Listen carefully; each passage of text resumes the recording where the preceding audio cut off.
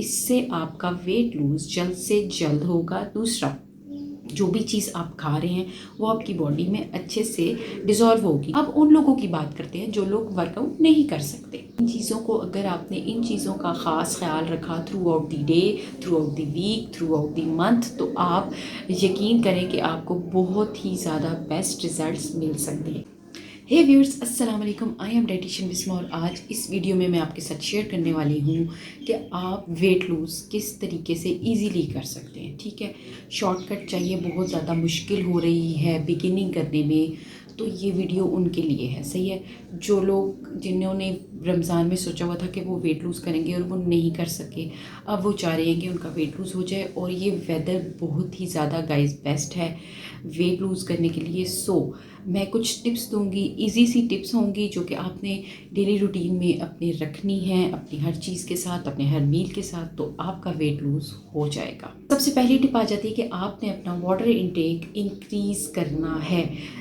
Winters میں زیادہ پانی نہیں پیا جاتا، اور جیسے جیسے سمرز آتا ہے، سب سے پہلا جو یہ مہینہ آ رہا ہے آپ کا، تو اس میں آپ زیادہ سے زیادہ پانی کا استعمال کریں، کیونکہ جب آپ کا پانی کا انٹیک زیادہ نہیں ہوتا یعنی کہ کم ہوتا ہے، تب آپ کی باڈی میں فیٹ ایکیومولیشن ہونا شروع ہو جاتی ہے، جو کہ ونٹرز میں بہت زیادہ کامن ہے۔ ٹھیک ہے، تو آپ نے پانی کا استعمال زیادہ سے زیادہ کرنا ہے، کوشش کریں نیم گرم پانی پئیں، کیونکہ جب ہائی ٹمپریچر ہوتا ہے تو آپ سے لیوک وارم واٹر بھی نہیں پیا جاتا ہے۔ تو کیا کرنا ہے آپ نے تھرو آؤٹ ڈے ہی آپ نے جو ہے نا پانی گرم ہی پینا ہے۔ سب سے پہلی ٹپ آ جاتی ہے، تو کتنا پانی پینا ہے؟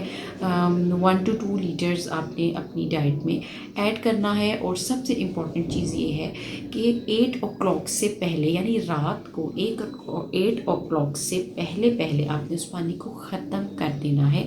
8 کے بعد اگر وہ بچ گیا تو 1 سے 2 گلاس آپ پی لیں گے، اس سے زیادہ نہیں۔ سیکنڈ اور سمپل ٹپ ہے، جو مرضی وٹ ایور آپ جو بھی کر رہے ہیں اس کے ساتھ آپ نے سیلڈز کو ایڈ کرنا ہے۔ ٹھیک ہے، آپ دن کا کھانا کھا رہے ہیں، رات کے کھانے میں تھوڑا سا کم، لیکن جب آپ ڈے ٹائم پہ کھانا کھا رہے ہیں، ٹھیک ہے، ڈے میل آپ لے رہے ہیں، لنچ کر رہے ہیں، تو اس میں آپ نے زیادہ سا پورشن اپنا سیلڈ کا رکھنا ہے۔ یعنی میں آپ کو تھوڑی سی ریشوز بتا دیتی ہوں۔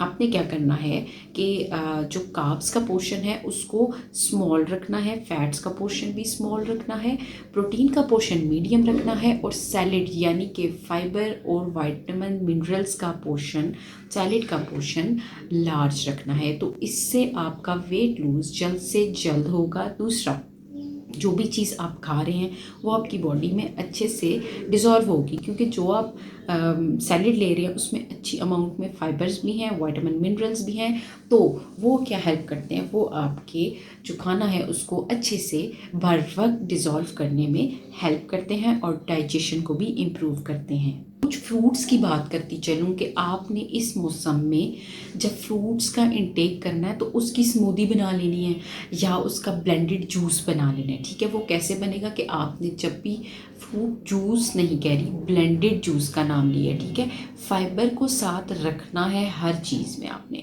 اب جیسے کہ آپ کے پاس ایپل ہے، بنانا ہے، تو اس میں آپ تھوڑا سا واٹر ایڈ کر کے اس کو بلینڈ کر کے وہ پی سکتے ہیں وداؤٹ شوگر۔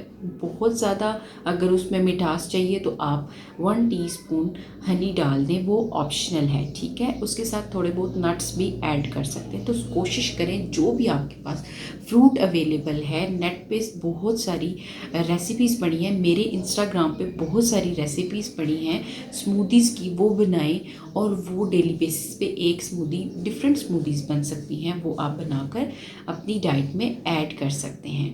اب بات کریں گے کہ کون سی چیزیں آپ نے اپنی ڈائٹ میں سکپ کرنی ہیں، تو وہ یہ ہے کہ سب سے پہلے تو فیٹی فوڈ جتنے بھی آ جاتے ہیں، پروسیس فوڈ آ جاتے ہیں، فرائیڈ فوڈز ہیں، اس کے علاوہ بیکری آئٹمس ہیں، یہ جو تندور کی روٹی، نان، اس ٹائپ کی وائٹ جو فلور سے بنی ہوئی جتنی بھی چیزیں ہیں ان کو آپ اوائڈ کریں گے۔ ٹھیک ہے، اور جو ہائی گلائسیمک انڈیکس فروٹ ہیں یا پھر کسی قسم کی بھی چیز ہے، جیسے کہ آپ کے پاس فروٹ جوسز ہیں جو کہ باہر سے نارملی آپ لوگ باکس والے پی رہے ہوتے ہیں ان کو آپ نے اوائڈ کرنا ہے. شوگری ڈرنکس جسے ہم کہیں گے فزی ڈرنکس کو اوائڈ کرنا ہے, زیادہ سالٹ کو اوائڈ کرنا ہے, زیادہ اپنے فیٹ کو اوائڈ کرنا ہے. ٹھیک ہے, ان چیزوں کو اگر آپ نے ان چیزوں کا خاص خیال رکھا through out the day, through out the week, through out the month, تو آپ یقین کریں کہ آپ کو بہت ہی زیادہ بیسٹ ریزلٹس مل سکتے ہیں. ٹھیک ہے, کریونگس ہائی ہوتی ہیں جن لوگوں کی, بہت زیادہ بھوک لگ رہی ہے, ٹھیک ہے, وہ اپنی ڈائٹ میں تھوڑی ایسی چیزیں جیسے کہ آپ بھنے ہوئے چنے اپنی ڈائٹ میں ایڈ کر سکتے ہیں, یا پھر سوپ نٹس ایڈ کر سکتے ہیں اپنی ڈائٹ میں.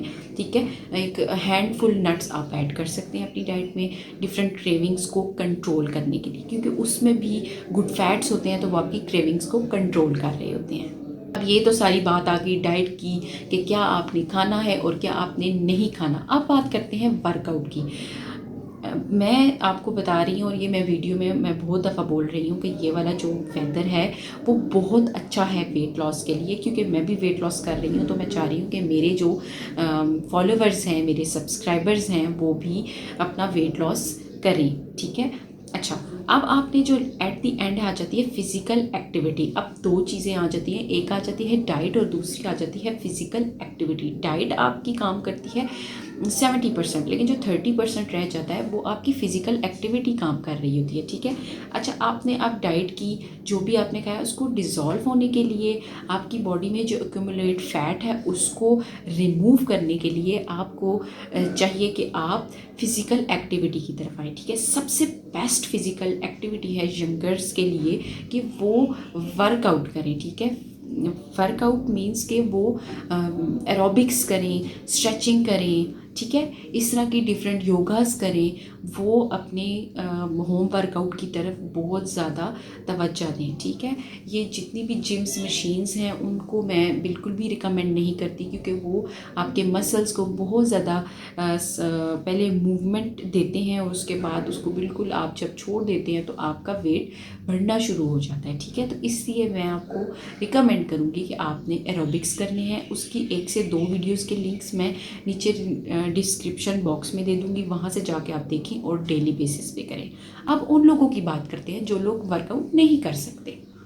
اب وہ کیا کریں گے کہ وہ واک کریں گے. ٹھیک ہے, ان سب نے برسٹ واک کرنی ہے, تھوڑے سے جو مڈل ایج میں آ جاتے ہیں, جو لوگ نہیں کر سکتے. ٹھیک ہے, اب وہ لوگ کیا کریں گے کہ وہ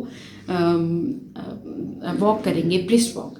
اب ان کی برسٹ واک سے ہی ان کا جو ویٹ لوز ہے وہ شریڈ ہونا شروع ہو جائے گا, اگر وہ ڈائٹ کو بھی ساتھ لے کر چل رہے ہیں. ٹھیک ہے, اب آ جاتی ہے ان لوگوں کی بات جو لوگ تیز واک نہیں کر سکتے, تو وہ سلو واک کریں گے. ٹھیک ہے, آپ نے ٹائم بھی شارٹ کر لینا ہے اور واک کو کرنا ہے. صحیح ہے, اب وہ لوگ آ جاتے ہیں جو لوگ واک نہیں کر سکتے. فل باڈی موومنٹس آپ لوگ کر سکتے ہیں, ایزیلی کر سکتے ہیں, تو آپ ضرور کریں. ٹھیک ہے, تو ورک آؤٹ کرنا بہت زیادہ ضروری ہے. ضروری نہیں ہے کہ آپ ویٹ لاس کے لیے ہی ورک آؤٹ کریں. ٹھیک ہے, آپ نے اپنی جو ہیلتھ ہے اس کو بہتر بنانے کے بھی لیے ورک آؤٹ کرنا پڑتا ہے. تو مین چیز آ جاتی ہے کہ آپ کو فوکسڈ رہنا ہے, کنسسٹنٹ رہنا ہے.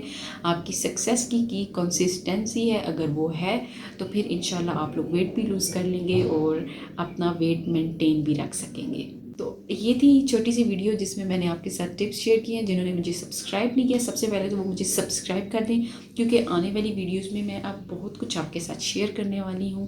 انشاءاللہ ملتی ہوں نیکسٹ ویڈیو میں, تب تک کے لیے اللہ حافظ.